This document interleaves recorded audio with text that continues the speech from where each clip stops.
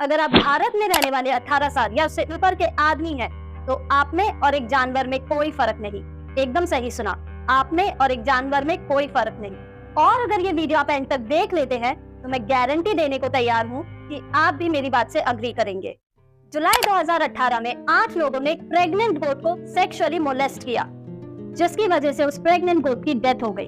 अप्रैल 2022 में Maharashtra forest department ने 4 लोगों को अरेस्ट किया, एक मॉनिटर लिजर्ड को सेक्सुअली असॉल्ट करने के आरोप में। अगस्त 2022 में बंगाल में एक आदमी को एक प्रेग्नेंट गाय को सेक्सुअली असॉल्ट करने के लिए अरेस्ट किया गया। और ये तो कुछ केसेस हैं, ऐसे न जाने कितने ही और केसेस होंगे। क्या यही कारण है जिसकी वजह से मैंने कहा कि एक आदमी और एक जानवर में कोई फर्क नहीं? The answer is no. In 2019 Mumbai में एक 22 साल के लड़के को 4 लड़कों ने मूविंग कार में घंटों तक सेक्सुअली अब्यूज किया। दिसंबर 2022 में एक आदमी ने क्लेम किया कि उसे 4 औरतों ने ड्रग्स देकर सेक्सुअली अब्यूज किया और बाद में उसे फॉरेस्ट एरिया में डंप कर दिया। मई 2023 को एक 23 साल के लड़के को उसके 4 दोस्तों ने होटल में मिलने को बुलाया और वहां उसे इंटॉक्सिकेटिंग ड्रिंक देकर घंटों तक सेक्सुअली मोलेस्ट किया। उस लड़के को अपनी जान बचाने के लिए खिड़की से कूदना पड़ा।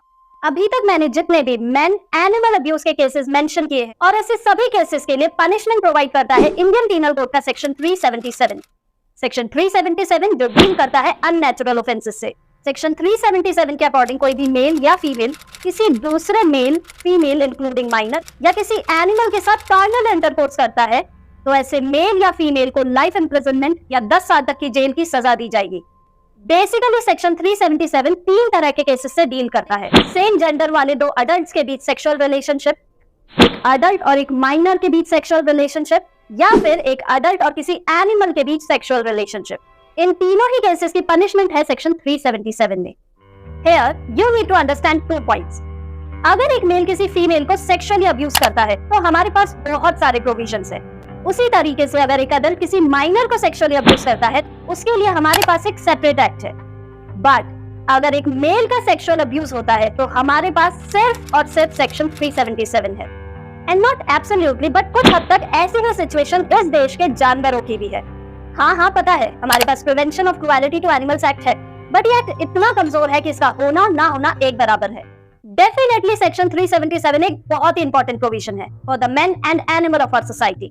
बट इस प्रोविजन का अपना ही एक ड्रॉबैक था और वो ये कि सेक्शन 377 के तहत सेम जेंडर वाले 2 कंसेंशुअल एडल्ट के बीच होने वाला सेक्स भी एक ऑफेंस माना जाता था। इन सिंपल लैंग्वेज ये प्रोविजन एलजीबीटी कम्युनिटी के बीच होने वाले सेक्सुअल रिलेशनशिप्स को ऑफेंस कंसीडर कर इन्वॉल्व्ड पार्टीज के लिए पनिशमेंट प्रोवाइड करता था। इसी लीगल प्रोविजन के अगेंस्ट एलजीबीटी कम्युनिटी ने एक लंबी लड़ाई लड़ी और फाइनली सुप्रीम कोर्ट ने नवतेज सिंह जौहर वर्सेस यूनियन ऑफ इंडिया में सेक्शन 377 के उस हिस्से को अनकॉन्स्टिट्यूशनल डिक्लेयर किया जो सेम जेंडर वाले कंसेंटिंग अडल्ट्स को भी पनिश करता था। यानी कि सेक्शन 377 का वो पार्ट जो सेम जेंडर वाले नॉन कंसेंशुअल सेक्स को पनिश करता है या माइनर या किसी एनिमल के साथ होने वाले सेक्स को पनिश करता है, वो अभी भी लीगल है और वैलिड है। लेकिन फिर पार्लियामेंट में कुछ ऐसा हुआ जिसने इस देश के बर्बाद मर्दों और जानवरों की जिंदगी और बर्बाद कर दी। 4 साल के गहन विचार विमर्श के बाद, 158 मीटिंग करने के बाद और लाइन बाय लाइन एक एक प्रोविजन पढ़ने के बाद भारत के होम मिनिस्टर श्री अमित शाह जी ने इंट्रोड्यूस करे भारतीय न्याय संहिता, भारतीय नागरिक सुरक्षा संहिता और भारतीय साक्ष्य अधिनियम बिल लोकसभा में, जो कि रिप्लेस करेंगे Indian penal code, code of criminal procedure and Indian evidence act को। उद्देश्य था देश के अपने क्रिमिनल लॉज ड्राफ्ट करना और इस मूव को बहुत एप्रिसिएशन मिलना भी चाहिए। आफ्टर ऑल फाइनली भारत के अपने कानून हो। लेकिन एक बात पर किसी का ध्यान नहीं गया, सेक्शन 377 भारतीय न्याय संहिता जो कि आईपीसी को रिप्लेस करेगा, उसमें सेक्शन 377 है ही नहीं, उसे पूरी तरीके से रिपील कर दिया गया। हटाया तो हटाया, उसके रिप्लेसमेंट में कोई नया प्रोविजन नहीं ऐड किया गया। सेक्शन 377 के उस पार्ट को भी हटा दिया जो एक आदमी या एक जानवर के साथ होने वाले सेक्सुअल अब्यूज को पनिश करता है। इसका मतलब समझे आप?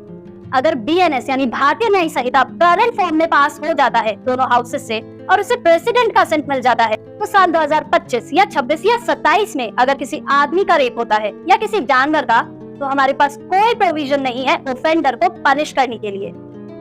जरा सोचिए, 4 साल के डिस्कशन, 158 मीटिंग्स के बाद लेजिस्लेटर्स को इस देश के आदमियों का ख्याल तक नहीं आया। जानवर तो आप भूल ही जाइए। पर्सनली मैंने उम्मीद की थी कि जब भी नए लॉज आएंगे तो देश को मिलेंगे जेंडर न्यूट्रल लॉज। वो तो हुआ नहीं। एकमात्र प्रोविजन जो देश के आदमियों को प्रोटेक्ट करता था उसे भी हटा दिया गया।